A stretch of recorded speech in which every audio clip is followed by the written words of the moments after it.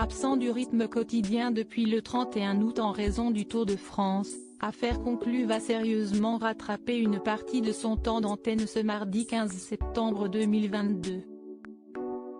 En effet, France 2 proposera de passer 6 heures en compagnie de Sophie Davant et son équipe d'acheteurs. Chantilly en plateau dès 21h10, place à un prime événement afin de mettre en avant les journées européennes du patrimoine qui ont lieu ce week-end du 19 et 20 septembre.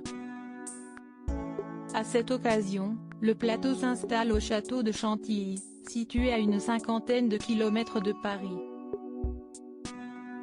Comme souvent lors de ces spéciales, des personnalités sont attendues pour soutenir des associations. Seront ainsi présents Bernard Montiel, Touche pas à mon poste, accompagné par Laurence Jenkel, Fabienne Cara, Plus belle la vie, et Marie-Claude Pietragala. Chacun apportera un objet personnel pour le proposer aux acheteurs. À noter qu'il s'agit du premier prime sans Pierre-Jean Chalençon, visage emblématique qui a été prié de quitter l'aventure en fin de saison dernière.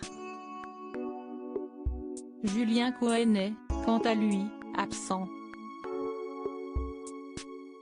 Anne-Catherine Verweerd, Diane Châtelet, Alexandra Morel, Gérald Vatelet, Stéphane Van Neudenhoven, Damien Tison et François Cazes-Bardina seront présents pour enchérir. Dès 23h30, place à une rediffusion d'un numéro de la quotidienne avant de revoir le précédent prime, le duel des brocantes sur la route, entre minuit 35 et 2h55. Il avait été programmé le 7 juillet 2020 sous l'œil de moins de 2 millions de téléspectateurs, soit 10,4% du public. Une contre-performance pour la chaîne publique face au Monde perdu, TF1, et Meurtre en Haute-Savoie, France 3. Leader des 15h30 ce 14 septembre. Si Affaires conclues est absent ce 15 septembre en après-midi, le format a eu droit à 3 rediffusions la veille en raison du jour de repos du Tour de France. De quoi offrir à France 2 un bel après-midi à 16,3% de part de marché en moyenne. Dans le détail, le premier volet a attiré 857 000 amateurs, soit 13% de part de marché dans la case habituellement dévolue à Je t'aime etc. TF1 et ses téléfilms ont conservé le leadership et Rex sur France 3 était au coude à coude.